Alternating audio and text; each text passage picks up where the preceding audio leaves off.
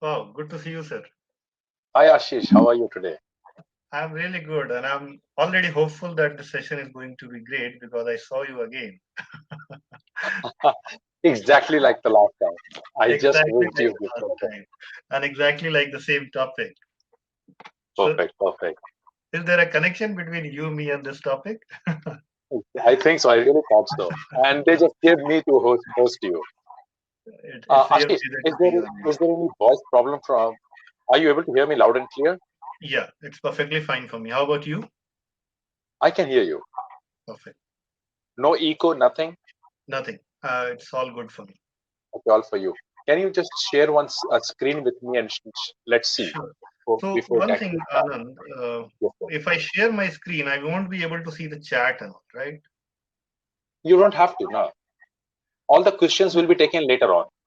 No, in between, I want to make it interactive. Like you know my session already that I do ask question. I want people to That respond. also should be able to. If just let's try it out. Sure. Do you have one screen only? You're saying. Yeah, I have one screen only, and that's the challenge. Let's see if you Okay. can share the screen and still see the chat. So here it is. Can you see my screen? I can see your screen. Now can you see the Yeah. chat window? No, I can't see anything else apart from my screen. Any. So yeah, I will be altogether talking to myself and the slide. So it's going to be weird, but yeah, No, no, no. that's See that's okay. No, yeah. Do you want me to tell you what they are asking? It will be very weird yeah. while So doing a in video. between, if I'm asking few question, and if you can assist me over there with the responses, like I will be asking the first question to start with that. What is your understanding of shift left when you hear this shift left? Like for example, um, uh, In those cases, if you may actually minimize your presentation yeah, and that's see what I the will do. answer. That's what I will do. I'm thinking that then I will stop sharing and See I the will come answer, to and the again you can chat come back. and then I will switch it. Yeah. So you were able to see my screen and everything in the Yes, presentation mode, right? perfect. Yeah, yeah. All right. So Okay, so just we'll one more see. minute to go. Yeah, that session is going so interesting. Even I thought that let me complete over there, but then I thought that okay, switch it over here and see that how is it going. Amazing, like the way Yeah, those guys are I've working. listened to the same in some other conference also. It was like very impressive. Hmm. How are you, Anand? By the way, like it's long time. Actually, you told me that you want to get connected, but we never got a chance Yeah, to. On LinkedIn, we'll we get had a after this. discussion. Just after this is my session, so Perfect, perfect. All the best. In fact, last time also the same thing happened, so it's in exactly, sequence. exactly. Perfect. Hi, God has Srinivas. planned. Sure, Gagan would also be joining in this conference, but in case otherwise, I'm still there. All right, so we just have one more minute. Rather, we'll start, right? Yeah, sure. Or we'll just wait for some more to join. The count is still increasing. Yeah, so the count is Wow, increasing. I can see 52 like a people slow already. market. Yep,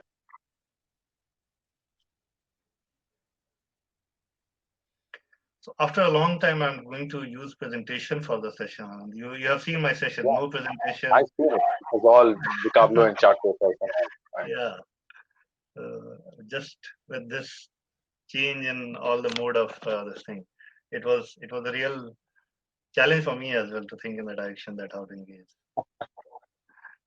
That's how the world has become now. Yeah, yeah, All right, so it's still increasing. Just let's hold on then. sure.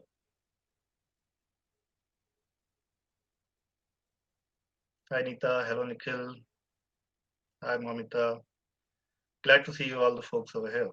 All right, so we'll start now. Let the count Sure, increase because we have sure. lesser time now. Hello, everybody. Welcome to the first session, and I hope you would have enjoyed the Dabbawala story. And now we have Ashish Kumar with us, who will be taking us through technical agility, shifting gears for better quality or faster delivery. Shift left or shift right. Before that, if you have any questions, you may keep posting onto the chat window. And to maximize the presentation that we'll be doing, you'll have to just double click onto that presentation. Ashish generally makes his presentations very interactive. So he'll be posting questions to you. I really encourage to provide the answers and make it as interactive as he wants it to be. Having said that, Ashish, the floor is all yours now. Sure. Thanks a lot, Anand, and glad to see you here and a lot of people. I can already see the century over there, like 100 people already in the session. And thanks to everyone for taking the time and joining the regional Scrum Gathering Hyderabad and this session in particular. I'm honored to have you all over here. Yeah, but at the same time, what I'm missing is all the smiling faces, what I used to see in the conferences and in my session. That's what actually inspiring for me. Nevertheless, we will try to make the justice, and I will try to bring the smiles as much as possible, although I'm not able to see you. Uh, like, what an inspiring session in the keynote it was by Ritesh. Like, amazing, I can say. In fact, I just wanted that, let it go for another hour or so. And but the topic was so interesting and so intriguing that I thought that what I can do as a justice in my session. And let's see like how I can help you drive towards the session.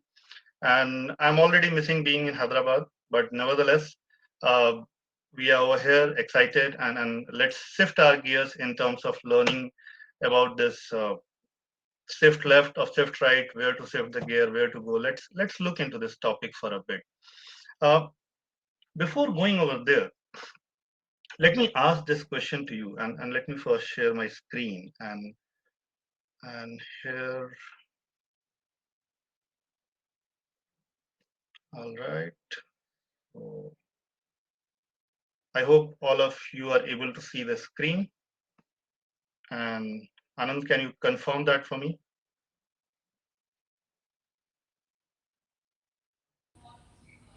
All right. Yes, we. Perfect. Thanks a lot. So you see a picture over there on the screen, and this picture asks you something that what comes to your mind when you hear this word shift left or shift right. So let's do one thing. Let me give it a minute for others, for all the participants over here to think about this word. Like whenever you hear the shift left or shift right, what comes to your mind as the first word? And I would love to see the responses in the chat. Decision, beautiful. Direction, yeah. Change in the strategy. All right, you have to change something. Shift left to be correct. Thought plan, scheduled compression, strategy, problem. Wow. Yeah, I have stopped the presentation. I will share it again in a bit. I just wanted to see the responses. Beautiful. So, as we are in this topic, what I'm going to talk about, and let's take something back from the Ritesh session. Ritesh was bringing his emphasis on two things: effectiveness and efficiency. Okay, and at the same time, if I simplify these two words, it was all about speed and quality. Like you have to deliver in time, you have to deliver with quality. Now, when we are in the software world, when we are asking people to go agile, when people are thinking to go agile in the terms of delivering in terms of like how to reach the customer faster, and whenever this agile thing comes in the market and in the world, in the discussion, these two things always comes in a play: that faster time to market and a better quality. This particular session, when I'm going to talk about with the title shift left or shift right, like where we have to shift our gears, like shifting gears for the better quality or faster delivery, shift left or shift right. This particular session is going to deal into two aspects. The two aspects is efficiency and effectiveness, speed and quality. And to do that in software development, which is the path we should take. Now, before going into this topic, a bit about myself. My name is Ashish, and yeah, I work with Siemens India right now as an agile and lean coach. I've worked with Cisco, IBM, SunGard, many organizations earlier in their transformation journey. I'm an IC Agile authorized instructor for multiple courses, which I teach passionately, and I learn a lot from teaching people and meeting people in that process. I'm authoring a book on effective facilitation, which will be coming out in another, say, 3 to 4 months' time.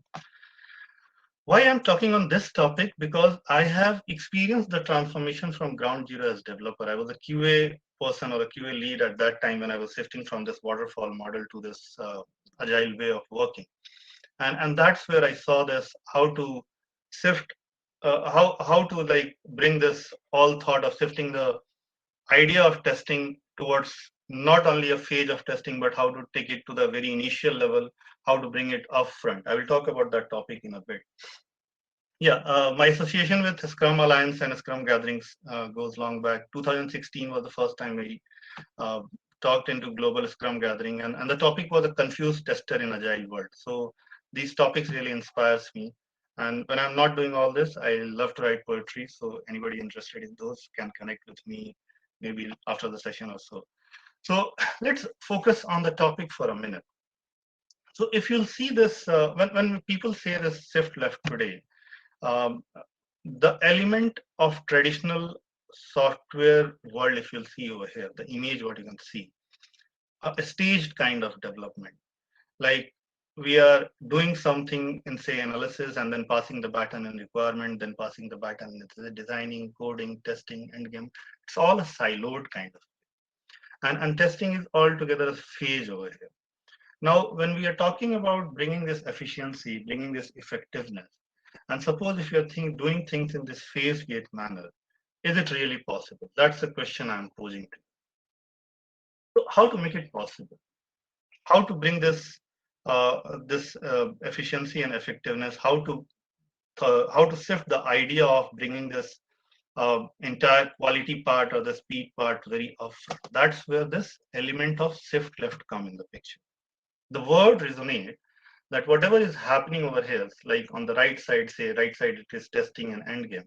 How about bringing these activities and spreading it across? It's not that you have to do it only over there. You have to spread it across. You have to take your testing, even in the analysis, even in the requirement, even in the design, even during the coding. It's not only a place where you have a defect detection kind of mode. Rather, you are playing more in a defect prevention kind of. So that's a stage setting for you. That's the topic uh, we are going to deal with.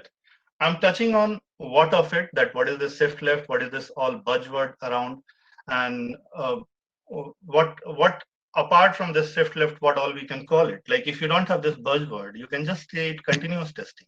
You can say holistic testing. You can say that bringing the testing at every stages. So and that's what agile is all about. There is no staged development kind of phase. So we will talk about that. What is the shift left? We will talk about that, why we should do it. We will talk about a case study from a real time where I worked in one of the organization and how we dealt with this situation and what are the challenges over there. What were the significant numbers we can see in industry and what were the numbers I dealt in my case study. That's what we will be touching in this particular session for say next 45 to 50 minutes. Now, the entire concept of the shift left, it's not only about doing it at the stages or shifting at one place or so. It's all about a continuous process of discovering and delivering. Like you have a left side of learning, you have another right side of implementing. So where to bring our testing over here? So this particular discover to deliver is a concept given to us by Alan Gostadin and Mary Grimmon.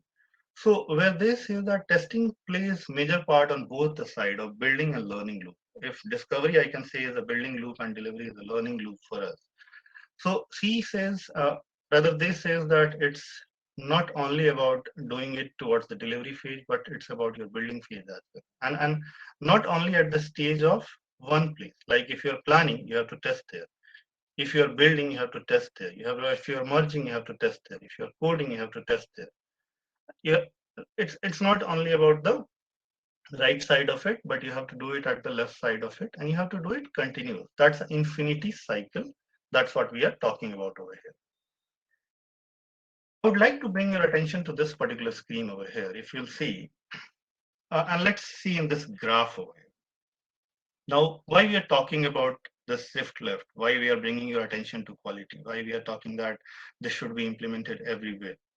So if you see this graph over here, and if you can take a step back, if you can think in your mind that in your organizations also, if they're working in a traditional way, the or many of the times, like even we are working in this agile way, but we have this trap of this mini waterfall, and we are doing a testing as still as a separate activity. So what is happening? Majority of the bugs are coming, or majority of the defects are coming towards the end of the stage, and that's how it looks like that it is coming over here. And there is a surge towards the end, and there is, for many of the organization, there is this term called bug cap. Our bug cap is very high. It's beyond the number, and it's beyond the number when you are going to hit the market, when you're going to release it, when you're going to deploy and release, and suddenly everybody is right now in a panic situation that, hey, what to do? We have to develop a new feature, or we have to start working on those bugs because we are not able to ship our features to the market. So that's a kind of panic situation created. Whereas if you have a thought process that we bring our testing towards the left side of it, we do not only get dependent on doing the testing in a later part of it. That's the shift left model of yours. Like, I'm not going into techniques yet. I'm not talking about the TDD, BDD or anything. I'm just talking about bringing the mindset of testing from a staged manner and spread it and take it towards the left side of it. I'm talking about that right now. So once you do that, what will happen? You will see a surge maybe in the start, but a surge will come down towards the end of it, and your release will be very smooth.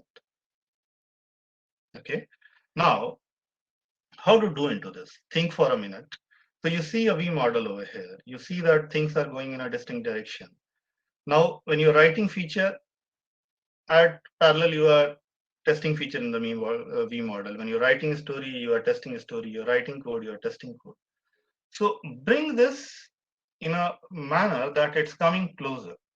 And there are things like feature test, which is behavior-driven development. There are things like test-driven development. There is things like test early. So all those things will come into the place.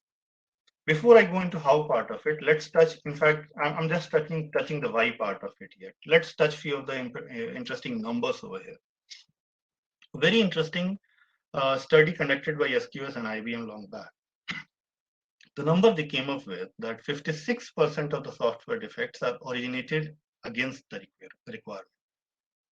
Forget the time when the code is written. The code is not yet written, and that's where the generation of defects already started.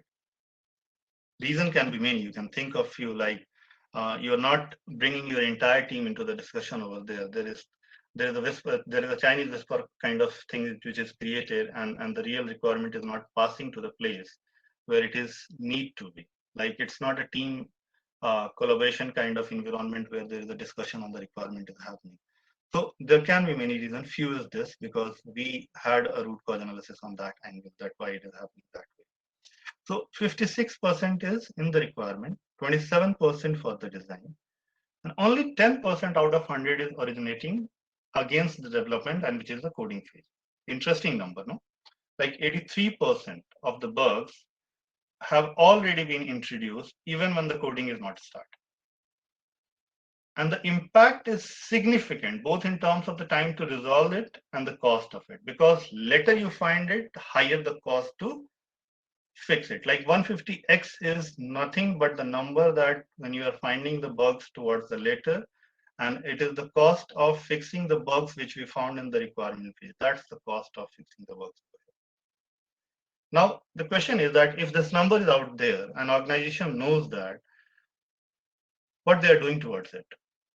Maybe nothing, but looking into that, it's creating delay time to market, increasing testing and QA cost, creating poor customer experience, higher customer service cost. So these things are becoming your tipping point to understand that why shift left is becoming a necessity of the day. Now we covered the why part of it. Let's look into a little how part of it, that how we did. We started with this thought of having this testing manifesto across the organization. That how about bring this mindset first, that testing is not a defect detection kind of a thing. It's not about creating a police over there that, okay, do anything, and there will be somebody who will detect the bugs for me. There will be somebody, like, it's the approach should be building quality in rather than finding defects later. So how we started with? We started with bringing a lot of what do you say? A lot of discussion around this, that why this testing is important, and we use this testing manifesto, which is a great service to us by Growing Agile. They talk about testing throughout over testing at the end, preventing bugs over finding bugs, testing understanding over checking functionality, building the best systems over breaking the system, team responsibility over quality over the tester responsibility. It's about the whole team approach rather than a tester thought process. So that's what we started bringing into the discussion a lot with our team, that how to bring it to holistic testing. And this became a guiding light for us, which is called testing pyramid. Okay. Now I want to draw your attention over here for a minute. What you see on the left side, it's called the traditional way of testing, where your unit tests are very limited, then your automation tests, and then the bigger chunk is there with the manual test through the UI. That's the traditional way it looks. The intention over here is that we will find the bugs toward the later stage. Okay. Now, what we really wanted, we wanted to invert this triangle to a way that the unit test should be more, then the automation of test, then the automated UI test, and a very minimal of exploratory test. The reason is why we are going in this direction and why not in this direction. Because the more the unit test you have, the faster the time for your testing will be. And you're talking about speed over here, right? So your speed will increase because you're not waiting towards the end whether the things are broken and we are fixing and the flow is completely broken over there. Rather, you are focusing your time and energy in the very initial part of it to looking into that if there is a bug, how to prevent it. So the key over here, if you'll see, is about the automation and collaboration. It's not that unit tests are written into isolation only by developers, but it was all about bringing the entire development team, the pieces of the people who were doing the testing, the pieces of the people who were doing the coding together, and look into all the scenarios which is testable over here for this particular piece of code or this particular piece of feature, and then look into that which part of it will be more suitable for doing into unit tests, which part of it is more suitable to do it into integration, which part is more suitable to do into the manual testing. And that, like, there are definitely few of the testings which cannot be done by any machine, any system, like alignment for that matter, or identifying the color of the button for that matter, or the domains which is mission critical, like if you're working in a healthcare or aviation sector. So there are things you still need to do in a manual way. I'm not saying that the manual testing will be totally eliminated, but the idea is that how to bring more automation over here, how to bring your testing towards the earlier stage rather than doing at the later stage. So that was our guiding light, which you can see over here. What you see over the screen, it's a very small case study of just one component what we identified to do. So if you see the numbers over here, like we just gathered the data as is state, and then we identified that we were doing a better way of UT, because we took the new feature, not the legacy, just to do the piloting over there, because we knew that the moment we'll put in our hand in the legacy, there will be a lot of muds over there to put into the hand. So just to create this success factor and to give a belief to the team, we have started our pilot with this particular component. That we started looking into the numbers, and to look into the numbers, what we did, we brought all the teams which is working on this particular component. When he asked to bring all the test cases which is available right now over there, put it on the table, and first eliminate the duplicates out of it. Okay. So if there is any redundant test cases, if there is any parasite paradox kind of over there, which is not doing any service to the piece of feature or the code over there. It is just running as a part of your nightly build. So eliminate those kind of things over there out from your set of the test cases. And then the number we identified that we had 48.11% in UT, 45.7% in integration test, and 6.1% into the UI kind of testing. So usually in FC by FC, it was taking for us like that manual like testing time. It was taking close to 80 hours. Okay, and it all started getting reduced like every quarter by quarter from 80 to 55, then 55 to 1 hour, and we maintained it over there at 1 hour. That's the test effort reduction we did in terms of the manual testing in for the system test kind of cases. And for the integration, it was totally reduced from the 1266 in the number of test cases to like there was none of the integration test cases which was we were not able to automate. So if it was not possible to automate and not fitting into the integration category, we see that how we can move it to the system test or the manual test kind of it. So there was no concept of manual integration test cases over there. That's how we reduce the testing effort over there. And the achieved state, what you can see is a tremendous achievement that 65.8% got improved into UT, 28.9 into our this integration test, and 5.3% got reduced to our UI. Now, this is how we did. What approach we identified? We first brought all the test cases over there and looked into all into togetherness. Like it was not into isolation that one team, which is developers are only looking into UT and functional testers are only looking into IT and system test unit is looking into system test. No, bring everyone together, put everything on the table. There is no more functional silos kind of thought process.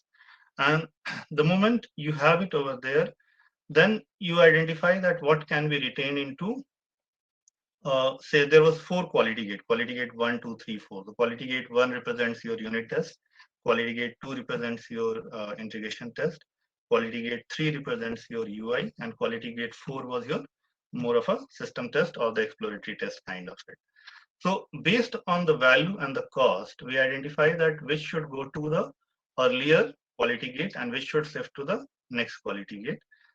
And when the test cases are failing, suppose these kind of test cases, the two parameter we were looking into, one is called the loss of value, another we were looking into the incurrence of the cost. Now, loss of value can be determined into 3 things. The one thing is cost to customer, common use cases, which is being repeated again in the different stages, acceptance criteria, and the cost was identified into 4 parts. That what is the design change, what is the high test effort, what is the test handicap, and what is the test stop. Now, when we looked into this, we started identifying that what can be retained into the current QG, like if suppose if it is a part of UT, whether it is whether we should retain into the UT or whether it should go to the whether it should be eliminated completely or whether it should go to the next one. So the different amount of test cases were identified.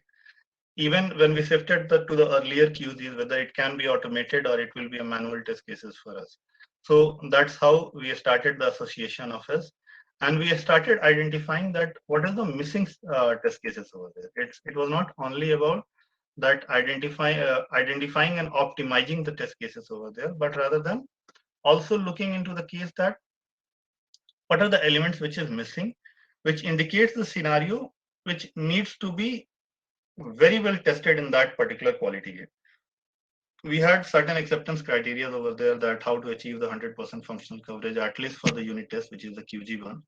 And then component integration functional test coverage for the QG2, that was your integration test, which was your functional automation kind of thing.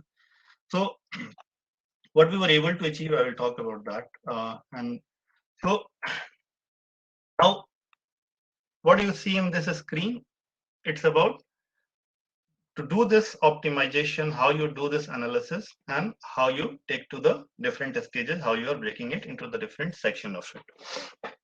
Now, if you have this, say, the manual test cases, what you have to do, you have to take it on the board, analyze it, that is it right? Yeah. If it is right, do we need it right now? Yes, it is good, we should keep it. If can we break it further, like to make it a smaller unit, can we break it further? If yeah, we can break it further, make it more granular test if we can do that. So that's the approach we took for the manual test cases.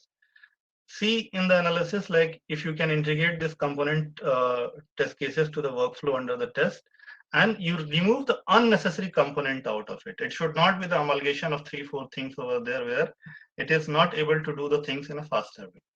So that's what we did with the manual testings over there. Then for the integration test, what we did, we looked into all the RQ tests, like any defects which it was catching, and we tried to instigate that whether we need to keep it for making the fun. Like when you are in agile way of working, you cannot really, like every sprint cycle, you cannot really run all the test cases. You need to do the risk-based testing also over there. So identify that whether we need to keep it over there, whether actually it is identifying any of the bugs in the future, or is it just sitting as a parasite paradox over there? And if it is not doing any, like it have not done any service to you, say for the last 30 to 40 cycle of it, remove it over there and see that whether it is applicable, whether at the some other places you are catching the same kind of code or not. And it's all about removing the duplication of the code. So that's the second analysis was there. And then in the terms of component tests, like analyze your test base, analyze your text fixtures, and see that in the upper layer if there is a duplicate already present in the present or not. If you have a duplicate present in the lower level, retain it over there and remove it from the upper level. That's the strategy we were identifying and we were implementing over there. And the entire intention to do is that to see that there can be a better cohesion or not, and how you can restructure the entire test base to remove the any non-recommended practices or any non-recommended kind of tests what you are doing it over there or not. It was a tedious thing. It took a lot of time for us. It was not a short-term thing for us, and we faced major challenges in this. Like there were delivery deadlines, like and many a time this got deprioritized, that since it is not a release train which was running on a high of the, what do you say, priority for the customers for that matter, because it was adding organizational value definitely for you, but it is not adding any direct customer value over there. So it was coming altogether down. But yeah, we had a very strong leadership over there, which was putting the foot down again and again, and which was saying that no, this is, if we will not do it today, there is no tomorrow for the testing. That kind of mindset our leaders were having, and they supported us in this journey. There was a lot of mindset gaps. When I'm talking about the mindset gaps, a few of the gaps I will tell you, and a few of the myths I will tell you. There was a myth that if this shift left testing comes in the picture, many of the testers will lose the job. That's the kind of thought process also was on the floor, that when the developer will start putting their thoughts and they will start having this testing mindset, the tester will lose the job. And there was a push from a different set of the people, or the people who are thinking in this direction, to help them understand that how they can build this testing leadership, how they can bring their thought process over there, which will help the entire organization, was a big challenge. And then the third was the legacy system. Like the system was not a very new system, which was like coming for the first time, and we were looking into the very first time, and we just have to start everything from the scratch. The system was, say, easily 12 to 13-year-old system, and there was a lot of test cases already written over there. There was a lot of old code, it was already over there. So how to deal into that, those were the major challenges we faced in, if I have to name like top 3 challenges. To deal with those, what we did, we created the current states, and we identified our mission, that what will be our desired state, and there was a regular check to it. There was there was a whole transparency in the system. Like it was not that only one person is driving it and others are not able to uh, get a feel of it. Others are not able to see that what that one team is doing. So it was the whole transparency and the visualization in the entire system. So what you see over here. So there is a current state and there is a mission defined over there. There is a timeline defined over there. And there was a constant discussion with the global leadership, with the local leadership, and with the team involved over there. And and we started looking into each of the mission and what is the failed reaction if you're not able to achieve that. What is the failed reaction over there? Then what you see over here that these were the failed reactions we identified, that check-ins are getting rejected, branch is getting logged, defects are being rewritten, bug is blocking the lower quality gates, high severity bugs are blocking the release. So these kind of failed reactions which came out from the entire system when we put into the place. Now, the question what we identified in this entire space, uh, slide content is not visible. Is it still not visible? Because I stopped sharing for now. So, all right. So, what we did in this entire space, that while we were doing it, uh, it was a constant check in between. It was not that one way we are doing and we are not looking into the aspect that mm, that what is happening in the system, and only one team is hiding it and it's not being shared. So visualization was very key aspect over there. So entire team which was working on it, they were presenting it even into the sprint reviews. Like even if it was not something which was adding the direct customer value, but the organization was giving utter importance to it, and they were bringing it to the sprint review and they were appreciating it. So it's all about that, having this right leadership over there and thinking in the direction that how important it is. It will add a lot of a different game changer for you if you are thinking to do in this direction of uh, bringing the shift left into your organization. Now, the idea is that if for a tester to be successful today, you have you when you if you're in say in testing organization, and if you are doing testing, or if you're a part of this agile team, you're doing testing. The idea over here is not to be successful if you're only great at testing. The idea is that you have to be great at collaboration. Okay, you have to really bring this mindset in the organization that a tester should not be appreciated for the number of bugs they have caught, but a tester should be appreciated for the collaboration he did with the developers in the earlier stage to prevent those bugs to occur in the second stage of it. That's the mindset change you need to bring if you're really thinking to shift left, if you're really thinking to bring this shift left into your organization. Now, to do that, what all is really required? A common goal. Many a time, a developer and tester do not have that common goal. A tester think in the direction that how my responsibility over here is to look into the bug, look into the code from the angle to identify the defect and to log the defect. The number of defect I will log into, the more appreciation I will be having. Now, this is not the fault of the tester over there. This is the fault of the organization over there. Now, how? Because the goal is saying like that, that KRA is saying like that. When I was a tester in my earlier stage of my career, and when I saw this transformation, the biggest change from where I'm talking about the shift left, the biggest change which happened in the organization was the change in the KRA of a tester over there. The change in the KRA was that the number of issues are not getting caught during the later stage is your KRA. The less number of defects getting caught in the later stages your KRA. Now, to meet that KRA, what you have to do, you have to really shift left. You have to start your collaboration game into the picture. You have to start your automation game into the picture. So that's the key message if you want to drive out of this conversation today, will be from my side. Now, let's look into few more things before we start taking the questions for the day. Like the first question, when to shift left?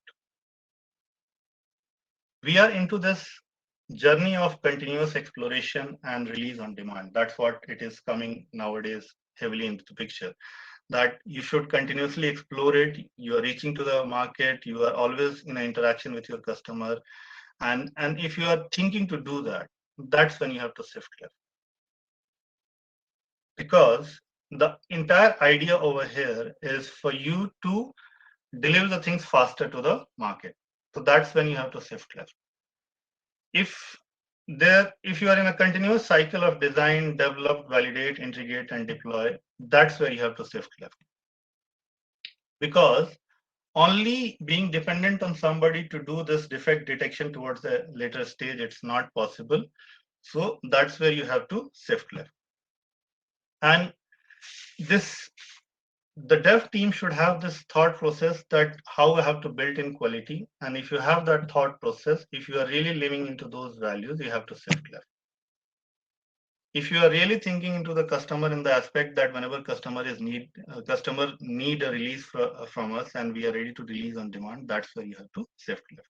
So these are the few places where you have to really think in the aspect of shifting left. Now, in this journey, when we were looking into shifting left, and this is one of the organization case study what I shared, what we saw like in our gains was the reduced cost. In terms of the cost got heavily reduced. In terms of the number of people or the number of time we were investing into fixing those bugs which was coming into the later stage, rather than compared to the number of defects we started identifying in the earlier stage with the huge elements of the automation testing and the unit testings over there, the cost got highly reduced.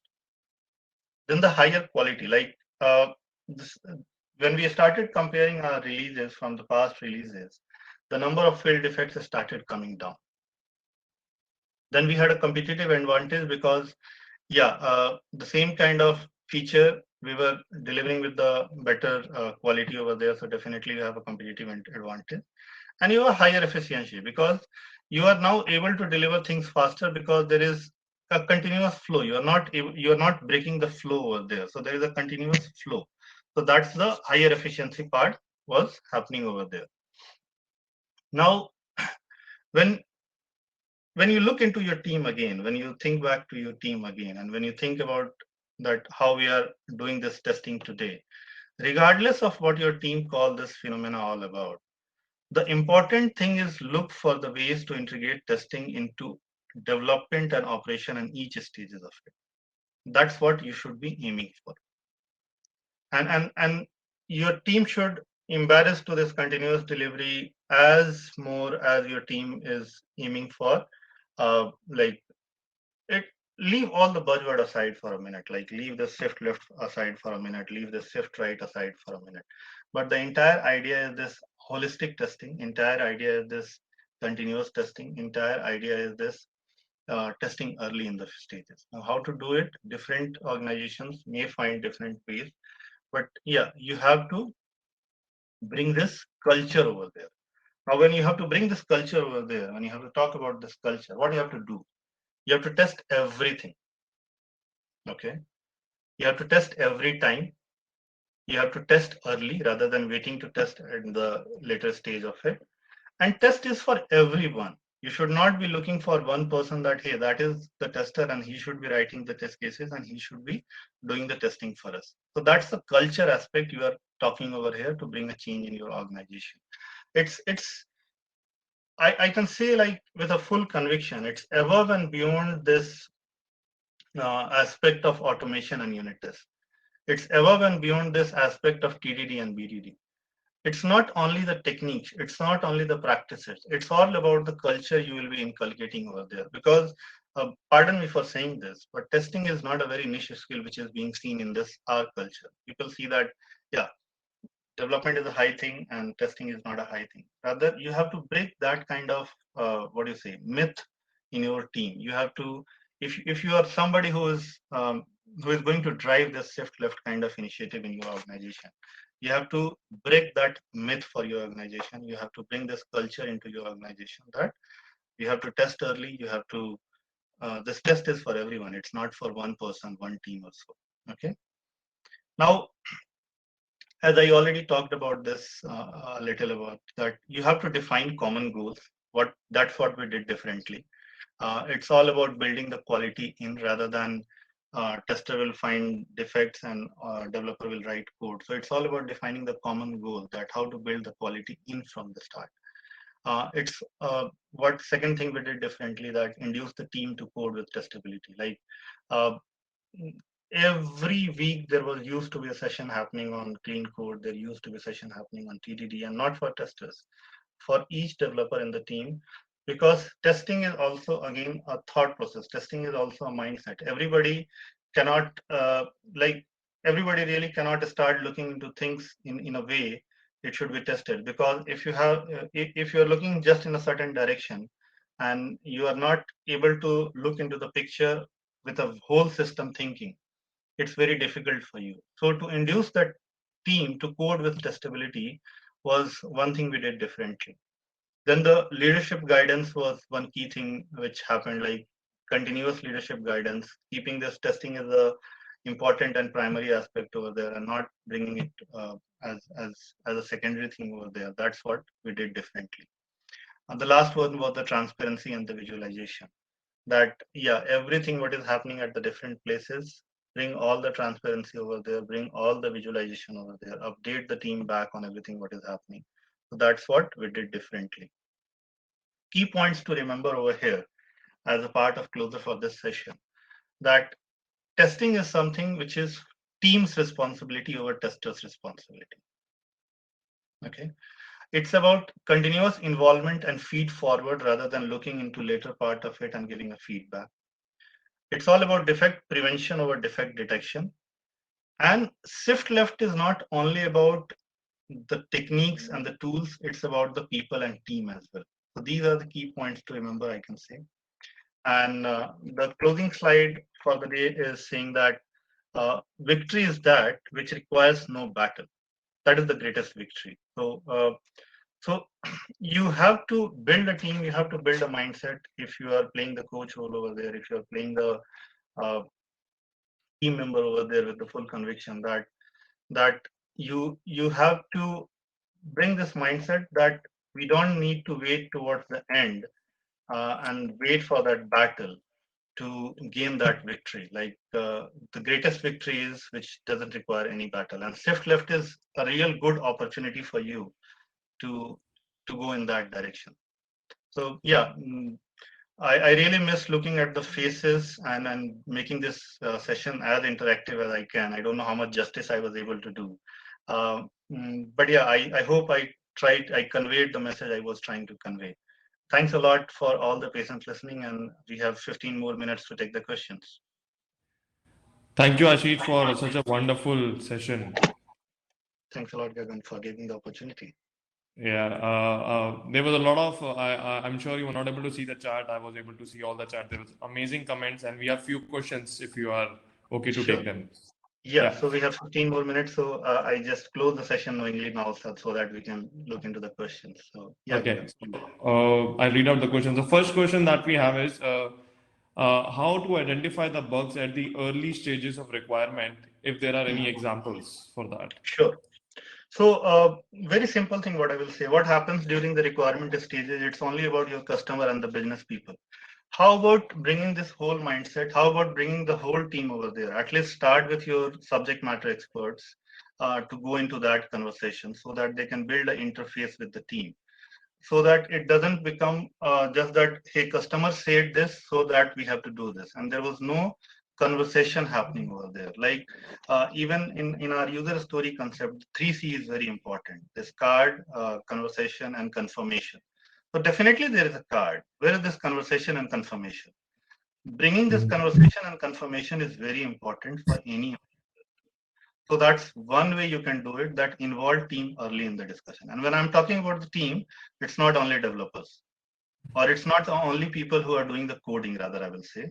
It's the people who are going to test also bring him over there in the discussion, because all the right discussion will happen in that place. So that's what we did. I hope that will help. Yeah. And rightly you mentioned about the common goal Yeah, that is shared across. yeah. The next question we have Common is goal, I see a question over here, and let me touch on that question. sure. So when I talk about the common goal, somebody asked that how to define the common goal. Can I give an example?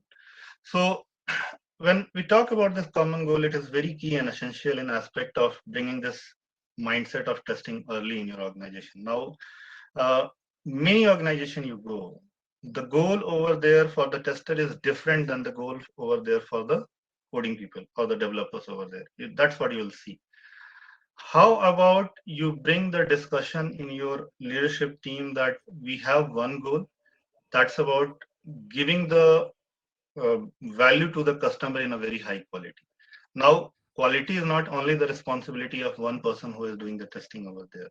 The moment you set that kind of goal over there, uh, the entire, it will create a paradigm shift. And now, for example, I will even break it into further space. I gave one example of mine when I was playing a role of a QA lead over there, and when this agile transformation started for me.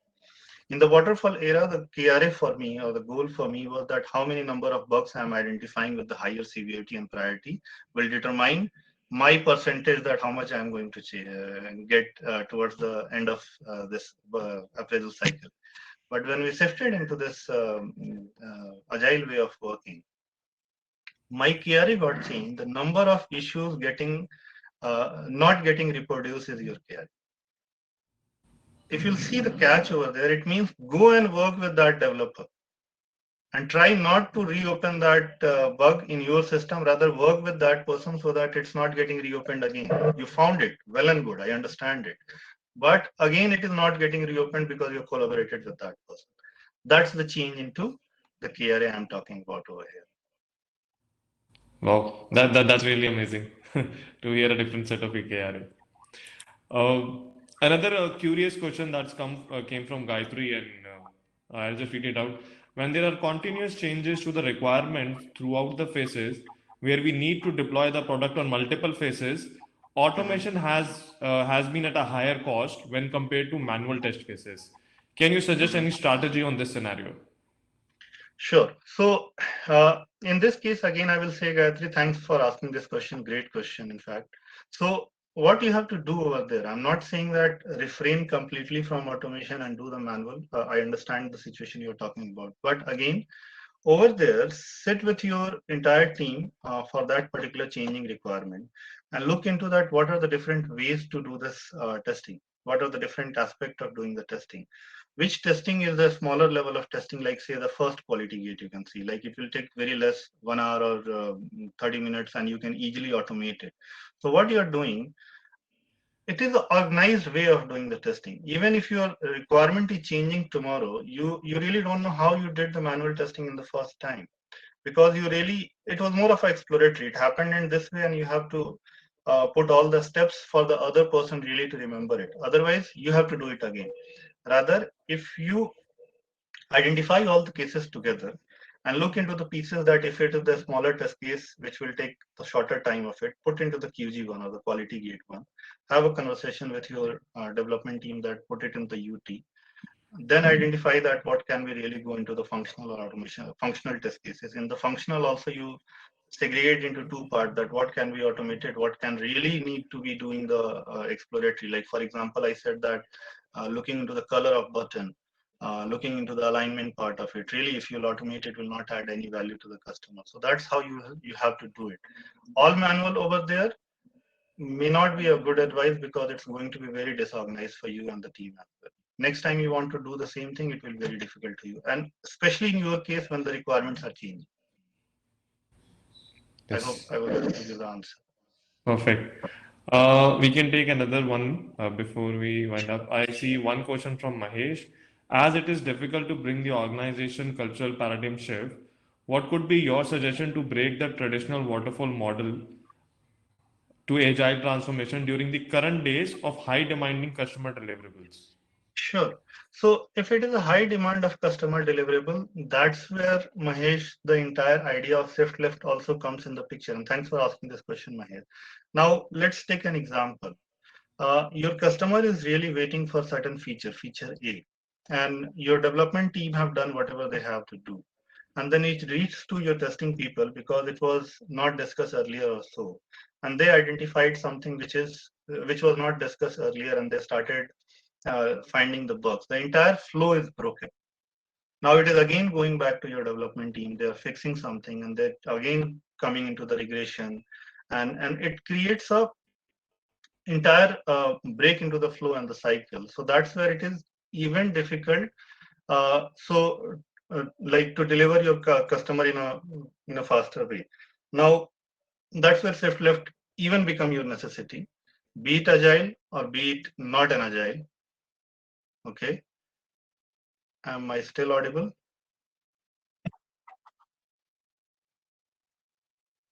Yeah. All right, because I saw a comment that my video is gone. Be it agile or be it not an agile organization, your testing early is still a concept which will play a role over there.